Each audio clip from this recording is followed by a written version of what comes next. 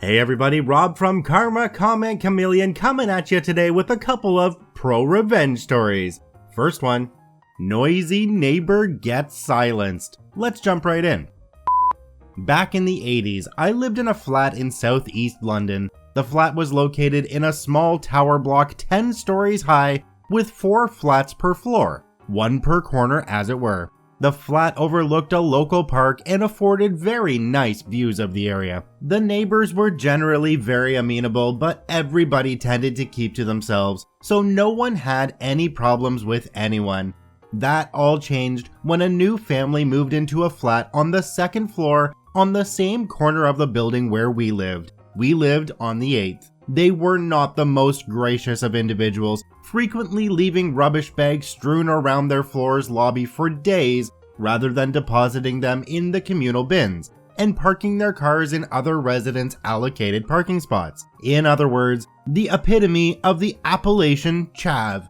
Complaints to the local council invariably fell on deaf ears. They soon developed a reputation for hosting loud drunken parties at the weekends, which tended to go past midnight. This was pretty friggin' annoying for us and the other residents, but we were somewhat less affected due to the distance between our respective flats. One particular Friday evening, however, proved to be the straw that broke the camel's back. At around 10 p.m., we heard the music start up, but it now appeared that the host had recently purchased a new sound system, because the bass was now intolerably loud. I can only surmise that a peculiarity of the building's design, coupled with what sounded like much larger bass speakers, appeared to magnify the effect in our bedroom to the point where it made it quite impossible to sleep. At about 11:30 p.m., I trotted downstairs and knocked on their door. It was flung open by what I could only assume to have been the male resident, looking somewhat the worse for wear. I politely asked him if he'd mind turning the music down as it was very loud, rattling the furniture in my flat and making it difficult to sleep. Frig off! Charming, I thought. So I go back upstairs and call the non-emergency police number and explain the situation. They assured me that someone would be around in due course. Being Friday night, I reckoned it might take an hour or two. So, with much wailing and gnashing of teeth, we sat there waiting for the cops to rock up. Sure enough, about an hour later, I saw a patrol car pull up and a couple of London's finest enter our building. A few moments later, the music gets turned down and the police leave. No sooner had the car disappeared up the street than the music went back up to its previous level. We endured it for another half hour. No change. So once again, I call the cops. This time, it takes closer to 2 hours for them to turn up. Yep, definitely a busy Friday night. They finally arrive around 3 a.m., and once again the music is reduced to a sensible level. Unfortunately, shortly after they depart, back up goes the volume to its previous furniture-shaking intensity. As you might imagine, by now I was royally pissed off. Aaron Doors too, someone not normally prone to displays of anger, was positively foaming at the mouth and looked like she was single-handedly going to reenact the Battle of Austerlitz in glorious technicolor together with full orchestral accompaniment. It was then that I had a dazzling idea, one so fiendishly cunning and yet devilishly simple, a guaranteed cast iron, 100% pure 24-karat stonker of an idea, so brilliant that I felt certain that within a few minutes I could stop this once and for all and execute my plan in such a way as to make it impossible to trace back to me. Cue maniacal cackling whilst twirling imaginary mustache. Grabbing my toolkit, I crept down the stairwell to the 2nd floor just to double check the actual flat number. Having confirmed the number, I went back up to the 4th floor. In the stairwell just next to the exit door to the 4th floor lobby was a wooden access door that concealed one of the 2 electrical distribution panels for the entire building. The door was only secured by dint of a simple square key fitting, and the application of a large flatbed screwdriver would pop the latch no problem. Thus, I opened the door to reveal the distro itself.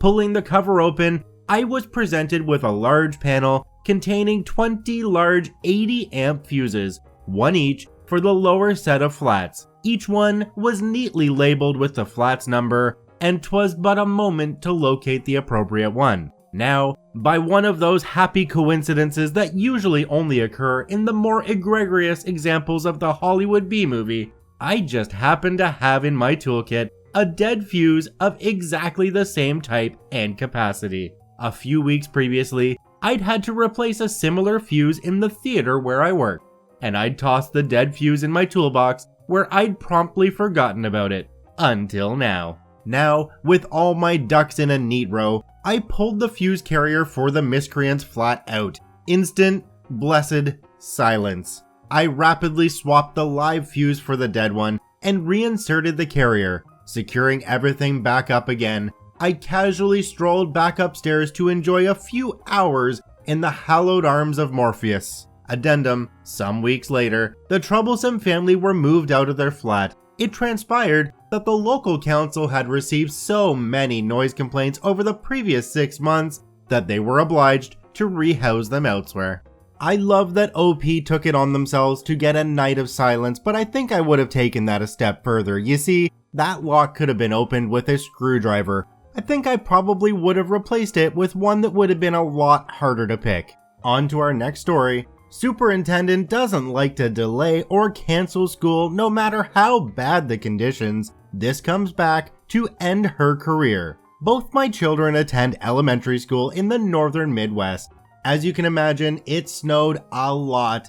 Even with all the snow removal infrastructure, when a particularly heavy storm came along, the town just couldn't keep up with it, and the buses couldn't run. For decades, the school district dealt with this by having 5 snow days built into the calendar. If they had more than 5 snow days, the kids would go an extra day at the end of the year. For years, this system worked, and no one ever complained except the occasional child that had to attend a couple extra days in June. Well, all good things must eventually come to an end. The old, mild-mannered super retired. A new super took his place. She was young, aggressive, and almost immediately reviled by everyone in the district. Let's call her Sue, because that's what we ultimately did to her. Sue came right out of corporate America. I don't know how she got it in her head that she wanted to run a school district, but she did.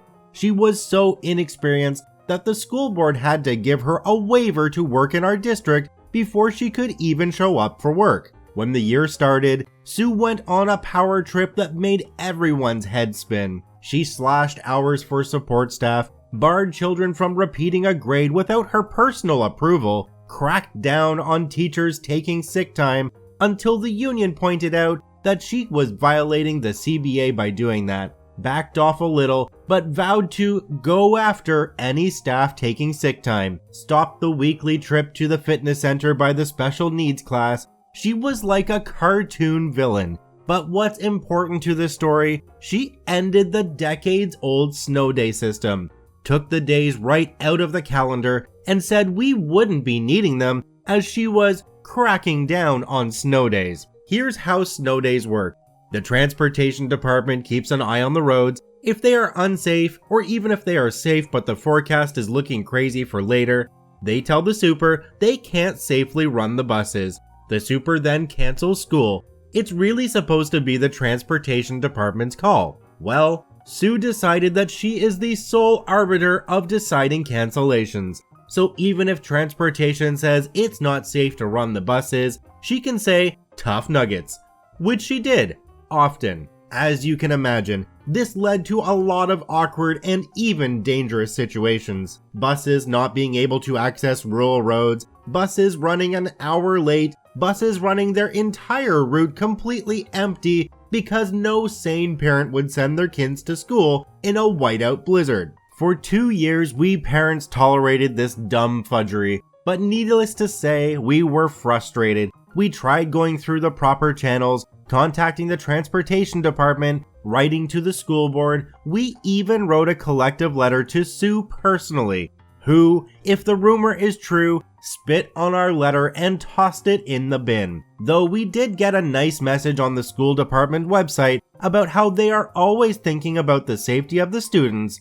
so that's nice, I guess. Things finally boiled over the winter of that second year. A bus went off the road. Though my kids were not on it, it shook me up. There were numerous complaints on the school's Facebook from scared and disgruntled parents. 2 years of being the only district open in the county during storms was getting on everyone's nerves. My sister-in-law is a criminal defense attorney. I am a disability advocate with state agency, so while I'm not an expert on the law like my sister-in-law, I tend to know my way around. We met for dinner and decided that if and when the inevitable tragedy happened, we would sue. We met a couple more times to work on our game plan. You can't sue a school district for making dumb snow day decisions, but if a kid gets hurt. The day finally came in the late autumn of the third year of sue. We had a big storm roll through in the early morning hours. Not cold enough to snow or freeze, thankfully, but extremely windy. Most of the county lost power, including the schools. Thousands of outages. Power lines down, trees down, roads closed. It was a mess. All the districts in the county closed. All, of course, except ours. Sue was never one to turn down a chance at a power trip. She ordered the schools to stay open. It was a disaster. Buses couldn't access every road to pick up students. Buses were late. Individual schools were putting out bulletins that attendance was parents' choice. Students unable to make it to school would receive a principal's excused absence. Stay home if it's the safer choice. Bear in mind that all the schools were running on generators, so the high schoolers who start an hour earlier were sitting in the gymnasium bored. There was literally no point in having school this day.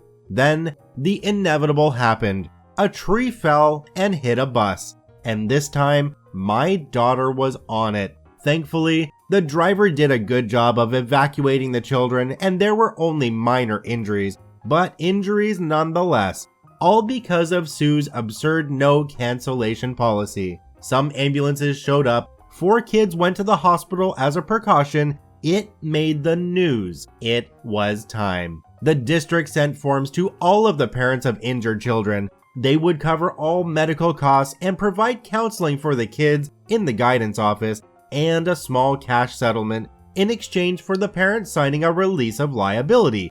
You can't sue us. But my sister-in-law and I had gotten to the parents first and advised them not to sign anything, as we were taking the district to big boy court. Some of the parents did take the settlement offered, which is understandable since not everyone likes drama, but some didn't. Some told the district right where to shove that settlement. I was one of them. Sister-in-law and I got together with a couple of the injured children's parents that were sick of the district's nonsense. We got our paperwork in a row and filed suit. We filed the suit so fast that our hands burst into flames. The essence of the suit was that the district had failed their duty in loco parentis by making unsafe transportation decisions, directly causing the crash and injuries. My sister-in-law also pulled some strings at the local newspaper and got our lawsuit a small spot on the front page. Parents came out of the woodwork to express their support. They were frustrated after years of Sue's authoritarianism. It turned into a small media circus, and I'm sure some Redditor will Google this and find something. Well, the district's lawyers got to work and quickly realized that this was going to be a mess. A discovery process pulling up dirt, the parents of the injured children testifying, the general hatred of the district, not to mention it appeared that they would indeed lose. They moved to quickly and quietly settle this case. They basically sat down with us and said, "Name your price." And while I cannot disclose the details of the settlement, let's just say that all injured parties were made whole. Also, the district changed their cancellation policy immediately. Now, if there was even a hint of snow or icky weather, they canceled. A welcome change of pace. As for Sue, she became very quiet. She used to spend all day sending aggressive emails about her policies. Now, hardly a peep. All she did the rest of the year was fill the seat. As summer approached at the end of the year, Sue announced her resignation. She was leaving to pursue other interests. We think she was asked to resign. She was replaced by a superintendent who was much nicer. He rolled back all of Sue's power trippy policies. It's a pretty sad world we live in when we have to wait for one of our children to get injured to change a policy. I'm glad it came out the way that OP wanted it to, but I wish there was another way where they could have done this earlier. I want to thank both OPs for posting their stories to the ProRevenge subreddit. You can visit them at the links in the description below. Please go there and give them an upvote.